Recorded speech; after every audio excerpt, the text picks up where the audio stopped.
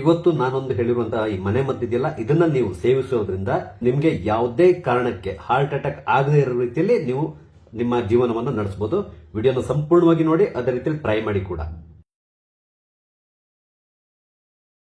ನಮಸ್ಕಾರ ಎಲ್ರಿಗೂ, ಅಮ್ಮಿಸ್ ಲೈಫ್ ಸ್ಟೈಲ್ಗೆ ಸ್ವಾಗತ. ಸ್ನೇಹಿತರೆ, ಇವತ್ತು ನಿಮ್ಗೊಂದು ಮನೆ ಮದ್ದು, ಅದರಲ್ಲೂ ತುಂಬಾ ವಿಶೇಷವಾದಂತ ಮನೆ ಮದ್ದನ್ನ ಹೇಳ್ಕೊಡ್ತಾ ಇದ್ದೇನೆ. ಅದೇನಂತ ಹೇಳಿದ್ರೆ, ನಿಮ್ಗೆ ಗೊತ್ತಿದೆ, ಬಹಳಷ್ಟು ಜನ ಈ ಕೊಲೆಸ್ಟ್ರಾಲ್ ಸಮಸ್ಯೆಯಿಂದ ಬಳಲ್ತಾ ಇರ್ತೇವೆ, ಇಲ್ಲ ಕೊಬ್ಬಿನಾಂಶ ಜಾಸ್ತಿಯಾಗಿ ಕ್ರಮೇಣವಾಗಿ ಏನಾಗುತ್ತೆ, ನಮ್ಮ ರಕ್ತನಾಳಗಳಲ್ಲಿ ಬ್ಲಾಕೇಜ್ ಪ್ರಾರಂಭ ಆಗುತ್ತೆ. ಅದರಿಂದಾಗಿ ಹಾರ್ಟ್ ಅಟ್ಯಾಕ್ ಆಗ್ತದೆ, ಅಂದ್ರೆ ಹೃದಯ ಸ್ತಂಭನ ಆಗ್ತದೆ.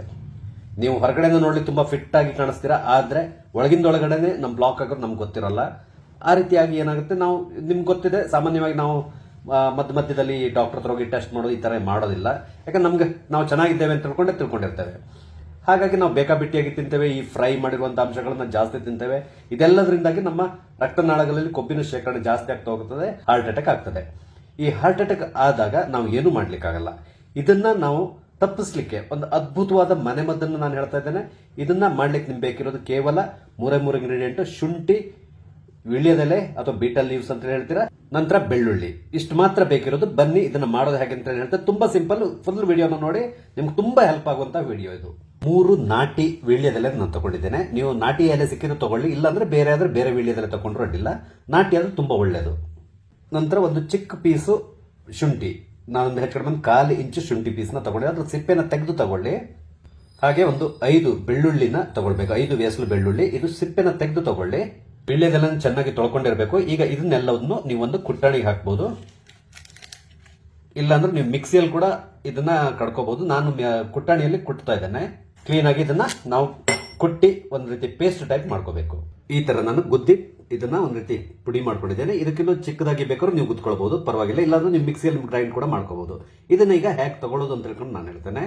ಈ ರೀತಿ ಮಾಡ್ಕೊಂಡು ನೀವು ಪ್ರತಿದಿನ ಬೆಳಿಗ್ಗೆ ಎದ್ದ ತಕ್ಷಣ, ಅಂದ್ರೆ ಖಾಲಿ ಹೊಟ್ಟೆಯಲ್ಲಿ ಇದನ್ನ ತಿಂದ್ರೆ ತುಂಬಾ ಉತ್ತಮ. ಒಂದ್ಸರಿ ತಿಂದಾದ್ಮೇಲೆ ಒಂದು ಅರ್ಧ ಗಂಟೆವರೆಗೆ ನೀವು ಏನನ್ನು ತಿನ್ಬಾರ್ದು. ಅಂದ್ರೆ ನೀರು ಆಗ್ಲಿ, ಟೀ ಕಾಫಿ ಕುಡಿಯೋದು ಏನು ಮಾಡ್ಬೋದು. ಒಂದು ಅರ್ಧ ಗಂಟೆ ಇಲ್ಲರ ಅಟ್ಲೀಸ್ಟ್ ಒಂದು 20 ನಿಮಿಷ ಆದ್ರೂ ನೀವು ಖಾಲಿ ಹೊಟ್ಟೆಲಿ ಇದ್ಬಿಡ್ಬೇಕು. ಆ ನಂತರ ನೀವು ಏನ್ ಬೇಕಾದ್ರೂ ತಿನ್ಬೋದು, ಸಮಸ್ಯೆ ಇಲ್ಲ. ಈ ರೀತಿ ನೀವು 18ರಿಂದ 25 ದಿನ, ಮಿನಿಮಮ್ 18 ದಿನ, ಅಂದ್ರೆ ಏನು ಒಂದು ಮಂಡಲ ಅಂತಾರಲ್ಲ ಆ ತರ.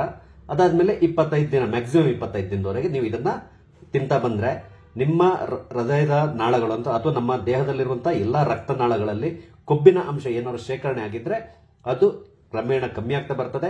ಅದೇ ರೀತಿಯಲ್ಲಿ ಕೊಲೆಸ್ಟ್ರಾಲ್ ಇದ್ರೂ ಕೂಡ ಕರಗ್ತದೆ. ಹೀಗಾಗೋದ್ರಿಂದ ನಿಮಗೆ ಹೃದಯ ಸಂಬಂಧಪಟ್ಟಂತ ಯಾವುದೇ ಸಮಸ್ಯೆ ಇದ್ರೆ ಅದು ಕಮ್ಮಿ ಆಗ್ತಾ ಬರ್ತದೆ.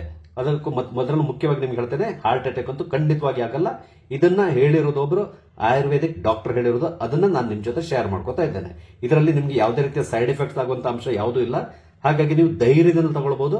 ಮಕ್ಕಳಿಗೆ ಬೇಡ, ದೊಡ್ಡವರು ತಗೊಳ್ಳೋದು ಒಳ್ಳೆದಿದು. ಇದನ್ನು ನೀವು ವರ್ಷದಲ್ಲಿ, ಈಗ ಹೇಳಿದ್ನಲ್ಲ, ವರ್ಷದಲ್ಲಿ ಒಂದು ಸಾರಿ ಈ ತರ ಮಾಡಬೇಕು. ಅಂದ್ರೆ 18ರಿಂದ 25 ದಿನ, ಒಂದು ವರ್ಷದಲ್ಲಿ ಒಮ್ಮೆ ಮಾತ್ರ. ಈಗ ಒಂದ್ಸರಿ ನೀವು ಮಾಡಿದ್ರೆ ಅದನ್ನ ನಿಲ್ಲಿಸ್ಬಿಡಿ, ಡೇಟ್ ನೆನ್ಪಿಟ್ಕೊಂಡ್ಬಿಡಿ. ಬರುವ ವರ್ಷ ಜುಲೈ ಅಥವಾ ಆಗಸ್ಟ್ ನಲ್ಲಿ ಆ ರೀತಿಯಲ್ಲಿ ಪುನಃ ಪ್ರಾರಂಭ ಮಾಡಬೇಕು. ಇದನ್ನ ನೀವು ಇವತ್ತಿನಿಂದಾನೆ, ಅಂದ್ರೆ ನಾಳೆ ಬೆಳಿಗ್ಗೆಯಿಂದಾನೆ ನೀವು ಪ್ರಾರಂಭ ಮಾಡಿ. ರಿಸಲ್ಟ್ ನಿಮ್ಗೆ ಗೊತ್ತಾಗ್ತದೆ. ನಿಮ್ಗೆ ಏನೋ ಕೊಲೆಸ್ಟ್ರಾಲ್ ಈ ತರ ಇದ್ರೆ ನೀವು ನಂತರ ಒಂದು 18, 25 ದಿನ ಆದ್ಮೇಲೆ ಹೋಗಿ ಒಮ್ಮೆ ಡಾಕ್ಟರ್ ಹತ್ರ ಚೆಕ್ ಮಾಡಿಸಿದಾಗ ನಿಮ್ಗೆ ಗೊತ್ತಾಗ್ತದೆ. ಇದ್ರ ಜೊತೆ ಸ್ವಲ್ಪ ವ್ಯಾಯಾಮ ಮಾಡಿದ್ರೆ ತುಂಬಾ ಒಳ್ಳೇದಂದ್ರೆ ಈ ವಾಕ್ ಮಾಡೋದು ಈ ತರ ಏನಿದೆಯೋ ಅದೆಲ್ಲದು ನಿಮ್ಗೆ ಗೊತ್ತಿದೆ. ನಮಗೆ ಫಿಸಿಕಲ್ ಆಕ್ಟಿವಿಟೀಸ್ ಜಾಸ್ತಿ ಆದಷ್ಟು ನಮಗೆ ಈ ಕೊಲೆಸ್ಟ್ರಾಲ್ ಸಂಬಂಧಪಟ್ಟಂತ ಸಮಸ್ಯೆಗಳು ಕಮ್ಮಿ ಆಗ್ತಾ ಹೋಗ್ತದೆ. ಇದರಲ್ಲಿ ನಾವು ಉಪಯೋಗಿಸಿರುವಂತಹ ಎಲ್ಲಾ ಇಂಗ್ರೀಡಿಯೆಂಟ್ ಇದೆಯಲ್ಲ, ಎಲ್ಲದೂ ಕೂಡ ಅಷ್ಟು ನಮ್ಮ ರಕ್ತವನ್ನು ಶುದ್ಧ ಮಾಡಲಿಕ್ಕೆ ಮತ್ತೆ ಈ ಕೊಲೆಸ್ಟ್ರಾಲ್ ನ ಕರಗಿಸಲಿಕ್ಕೆ ತುಂಬಾ ಸಹಕಾರಿಯಾಗಿರುವಂತಹ ಇಂಗ್ರೀಡಿಯೆಂಟ್ಸ್. ಹಾಗಾಗಿ ನಮ್ಮ ಈ ಎಲ್ಲ ಸಮಸ್ಯೆಗಳಿಗೆ ಇದರಿಂದ ಪರಿಹಾರ ಸಿಗ್ತದೆ. ಒಂದು ಅದ್ಭುತವಾದ ಮನೆ ಮದ್ದನ್ನು ನಿಮ್ಗೆ ಹೇಳಿದ್ದೇನೆ. ನೋಡ್ಲಿಕ್ಕೆ ತುಂಬಾ ಸಿಂಪಲ್ ಆಗಿದೆ, ಮಾಡ್ಲಿಕ್ಕೆ ಕೂಡ ಸುಲಭ. ಅದರಿಂದಾಗಿ ನಿಮ್ಮ ಹೃದಯಕ್ಕೆ ಸಂಬಂಧಪಟ್ಟಂತ ಎಲ್ಲ ಸಮಸ್ಯೆಗಳನ್ನ ಇದರಿಂದ ನಿವಾರಣೆ ಮಾಡ್ಕೋಬಹುದು. ಜೊತೆಗೆ ಹಾರ್ಟ್ ಅಟ್ಯಾಕ್ ಆಗದೇ ಇರೋ ರೀತಿಯಲ್ಲಿ ನಮ್ಮನ್ನು ನಾವು ರಕ್ಷಿಸಿಕೊಳ್ಬಹುದು. ಇದನ್ನ ಎಲ್ರಿಗೂ ಶೇರ್ ಮಾಡಿ, ಯಾಕಂದ್ರೆ ಎಲ್ರಿಗೂ ಉಪಯೋಗ ಆಗುವಂತಹ ಒಂದು ಈ ಮನೆ ಮದ್ದು.